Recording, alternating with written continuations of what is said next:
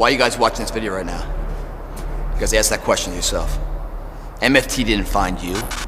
You found MFT. And the reason why you found it, because there's something about your life that's got to change. Something that's deficient, that's no longer suitable for your course of action. You've hit the wall someplace, you've looked in the mirror too many times and haven't smiled. You want to change the situation, move from where you are. The journey is not easy. But before you start that journey, mentally, you must fuel yourself with the right reasons, the right fuel to sustain the entire journey. Everyone's hot off the start. But after a month or so into it, or a couple weeks into it, with the wear and tear and the grind starts to hit you, you start losing focus on the horizon, do you not?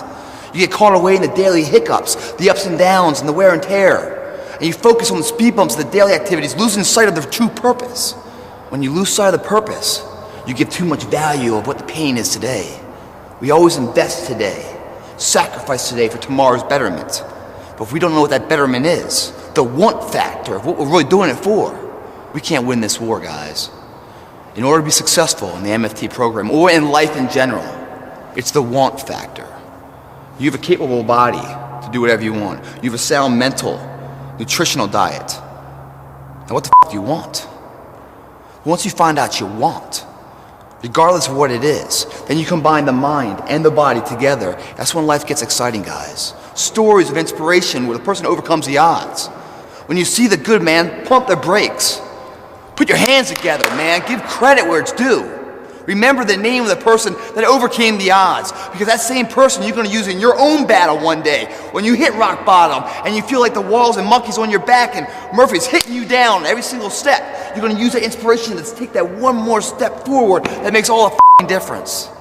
Let me give you a few examples of these, of people that overcome the odds. This kid couldn't speak. Everyone else in his peer group speaking all good. He couldn't speak. At age 7, everyone's reading and talking. He can't read. He was slowing it down so much, the teachers brought his parents in and man said, dude, the kid's got to go, man. He's just slow. He's not creative. He's slowing down the betterment of the entire class. Got to go. Parents brought him home and he's like, man, what are we going to do with this child of ours? Too bad. They put him to work. He got fired from every single job he ever tried. All this guy knows up until 21 years old is failure. He's never tasted success. He just gets up and keeps trying, fails, gets up and keeps trying. Until one day he found out what he wanted, what inspired him. And he gave it everything he had, day in, day out, man. He burned the midnight oil, so he didn't have to stay awake in the midnight hours wondering what if. This guy tried something 1,093 times before it was successful. 1,093 times, man. When the hell have you ever tried something more than 10 times before you throw in the towel? I can't say I have. This guy did. And why? That was what he wanted. How was it nourished? Failure. Everything failed in his life. So when it failed the 1,000th time, he's like, well, f it, man. It's an average day. It always fails. I keep on going. But his invention got smarter and quicker. That failure made it more and more successful. It was getting closer and closer and closer. And finally, the light bulb lit. That was Thomas Edison, man. Failure, dumbass his entire life. He had over another 1,000 patents, man. Remarkable. Couldn't speak at 4. Was written out of class because he couldn't read at 7. Kicked home, saying mentally challenged. One of the greatest inventors of our time. We all fall down in life, guys. The question is, who gets back up? Again, it's not the potential of the individual. It's not the genetics. It's the perseverance. The never say die attitude. If you constantly keep throwing shit against the wall, eventually something will stick, guys. Never give in to what you want. When you find out what you want, and you combine that with a sound mental diet, a visual nutrition, a physical diet of good food coming in with good exercise, you build the body, the belief, the confidence. You put that together with a want and a drive, dude, you're unstoppable. Your name will forever be in history. If you do it though, because it's hard, it's an uphill battle. It's a path less taken, not the beaten path everyone else takes. It's a path that leads to character. You gotta earn that.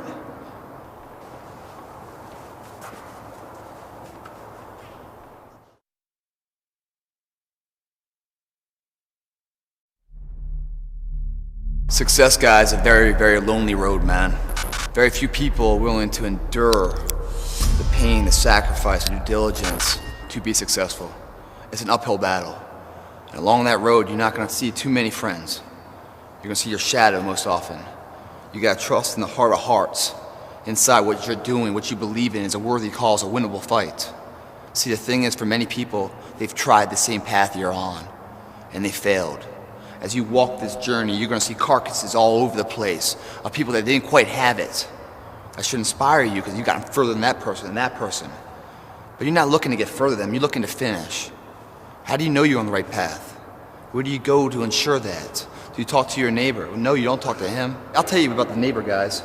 That neighbor's gonna come in, man, and if you're a little chubby, a little overweight, you'd be like, hey man, I'm thinking about doing a routine, man, or getting a training program where I lose some weight. He's gonna encourage you at first. He's like, yeah, you should. Basically insulting your ass, and you're fat, and you need to lose some weight. It's never support, it's negative shit. Oh, you should lose some weight. So then you take his advice and you start training, you start doing something, you start to get in shape a little bit, maybe at his level. Then all of a sudden he's gonna start asking questions, his tone's gonna shift, especially as you get in better shape than him. Then he's gonna start talking shit. Because what happens now, guys, is that your success is like a spotlight shining down on their missed opportunities. Success, many will love you for it. The majority will hate you. Because your success makes them feel insufficient in their current endeavor. Reminds them of where they could have done it, but they came up short, and how they didn't revisit it. Where they went at it and failed, and failure is what stood. They never revisited it again. The difference between a winner and a loser, the failure is there every single time. It's just the winner gets back up and does it again, until it goes his way. So now you're down that path and you're all alone. How do you know you're on the right path? How do you know what you're doing is in the right direction? If you're wondering if you're on the right path, look at the small things of life. How do you do them? When you wash your car, you spend an hour washing your car. You finish washing, you put the hoses and everything away and the brushes, and you come outside to look at the job you did, but you notice a spot's missing. What do? Do you re-grab the hoses, pull it all out, and finish the job right? Or do you say, you know, it's good enough? And it's good enough. Because the thing about good enough is we don't know if it's enough. Until the nth hour, the final hour, and everything's on the line. That's when we find out if it is enough. And if we come up short, man, doesn't that suck?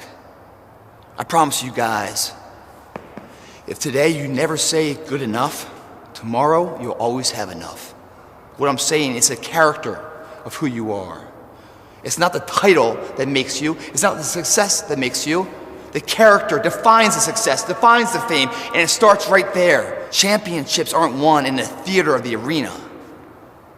They're won in the thousands of hours in the training room, in the labs, in the 5 a.m. runs, and when it's raining, when everyone else is sleeping. That's when it's won.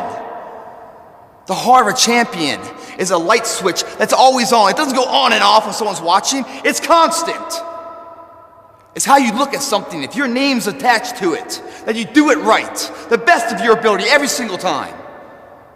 If you're dusting your countertops, do you dust around the picture frame, or do you pick the up and dust the entire thing? Do the job right or don't do it at all. That's the same person who has his hand raised on the podium one day. Same motherfuckers.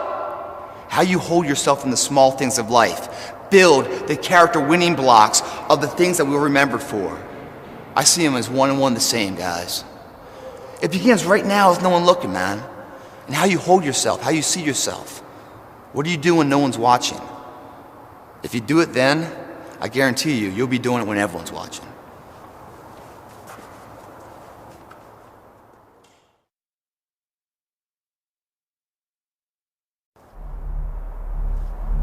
You know, one question I get a lot, guys, is, man, how do you not burn out?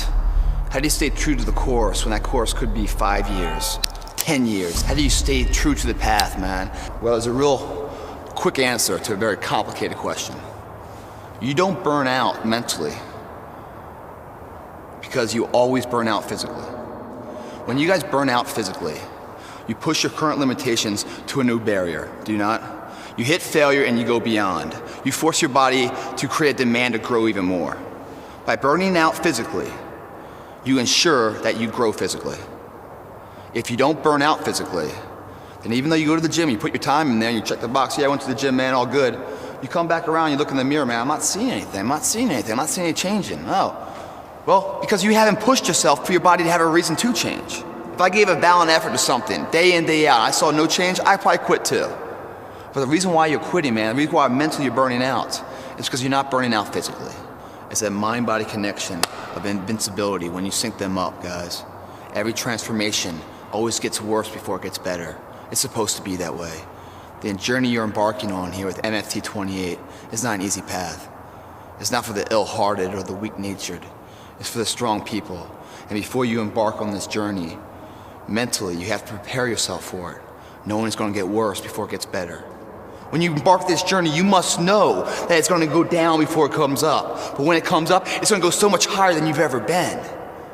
Sacrificing today for tomorrow's betterment. If you're a guy that's just working out for the first time in this program, you hit a couple workouts, you're going to feel this soreness you've never felt before.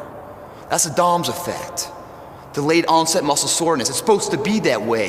It means you're using muscles you haven't used before. Your body's waking up. Sharpening your arsenal for perfection of what you can be. But if you didn't know that, mentally, you didn't prepare for that, you think something's wrong, maybe it's time to stop. No, it's time to move even further.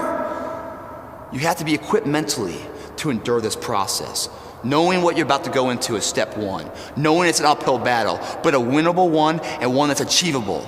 And at the end of this race, guys, you're going to be more capable. The first step, guys, is knowing it's a tough road. But through that effort, builds the character of the person you want to be at the end. Accept that. How else do we stay on track? We document everything. To know where we are, guys, we must first know where we've been. And when we hit plateaus in our current day, the key to success, to break that plateau, is in our past. You take a picture of yourself on day one, you put it on the mirror. That's who I'll never be again. That's day one. Say goodbye to him. Behind that picture, you write down your weight, your height, all your information, your body fat, tape measures around your arms, your waist, your thigh. Record where you've been. Because when the struggle gets hard and you feel like you're not going anywhere, you go back to that day one, remeasure, go, it's working.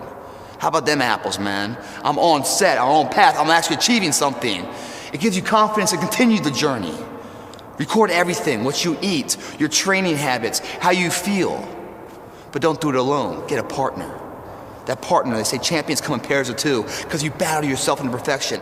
There are gonna be days, man, where you're dragging ass. But there's every excuse in the world why not to go to the gym. Having that partner is gonna ensure you get there. We will kid ourselves, man. We will fail all the time on ourselves, but it's a sad that fails on someone else's terms. When someone else is relying on you, that you say, no, man, I just can't make it. You won't be that guy. You'll show up just for your buddy's sake. And your buddy's energy will push you through a workout even though you're exhausted. And what's crazy about it, man, even though your energy levels are so low, by expending more energy, you just gain so much more in the back end. It's crazy. And all of a sudden you have this natural high.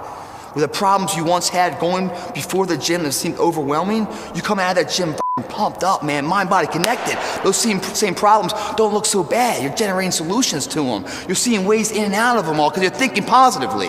Your partner, you owe that to. He got you into the gym, and there are going to be days he's down and out, and you're going to get him into the gym. Not only is a partner vital to get into the gym, but make sure the sets go to failure. When you hit failure on your own, man, you can't go anymore. That partner gets 3 or 4 more sets. That makes all the difference, man. Of hitting your failure and going past it. That's where the growth is. Your partner ensures you get there. You gotta have an end goal in sight. What is that all about? Something in the near future, relative future, that gives value to today. 90 days out, man, I'm gonna run a marathon. 90 days out, I'm gonna enter a bodybuilding contest. 90 days out, the family reunion, high school reunion, I'm gonna look my best. 90 days to become that person I wanna be. To turn that dream into a reality, I got 90 days. Today is 1/90th of that opportunity. If I don't have a 90-day end state, there's no bookends. I can easily push off my responsibilities of today into tomorrow and not feel bad about it. But when there's an end, then today has value all of a sudden, doesn't it? If I blow off today until tomorrow, I just lost 1/90th of the chance to become that motherfucker. You get the mind right. If you believe it, your body physically will find a way to make it happen. That's MFT 28.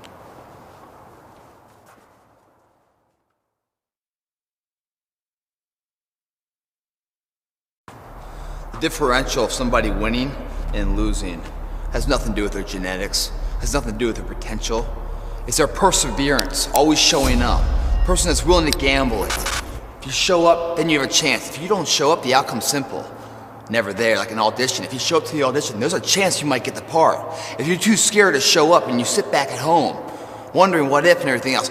No one in hell is gonna call you an opportunity because you weren't present. The winners always show up. They're willing to lose in order to gain. Big mental thing there, guys. This body, as great as you are, as sharp as you make the arsenal, it can't do anything if you don't have confidence in yourself. We all fall down in life. The question is, who gets back up? You go after it and you give it all you have. If you lose, at least you tried, man. I failed. It's 10 times more of a man than someone said, what if? Because what if never went to the arena. When you guys find a fear, that fear will either create you or destroy you. I love fear, and the reason why, behind every fear is a person you want to be. Fear is self-imposed, meaning it doesn't exist. You create it, you can destroy it too. It's an intangible. If you face your fears, guys, you will realize it's not that big. And once you face it, you go, oh my God, man, I spent all this time running from it. It was so small. If I just faced it, my God, not only did I face it, I beat it back, energy's never lost, transferred. That negative energy, that fear, is destroyed. It comes back in as confidence. You're like, what else am I capable of? What else am I holding my back from that I'm capable of more? What am I running from I don't need to? What else can I overcome? You face your fears, you become the person you want to be. You run from your fears, you're not living. You're alive, but you're not taking the freedom. You're not running the day. The day's running you. You always be the fucking servant, not the master, guys. If you find a fear, the quickest, the easiest way you can beat it is initially, right when it comes in. If you allow it to sit, it will grow roots and start breaking you down, destroying the potential of the person you can be. Again, the champions, guys. It's not their potential, it's not their genetics. It's their perseverance to always show up, always willing to fail, because in failure, that's part of success. Success is not, a marathon of life with just ups. Success is formulated through failures, through facing your fears, through falling down and getting back up. That's what creates the champion. Success does not define us. We define the success.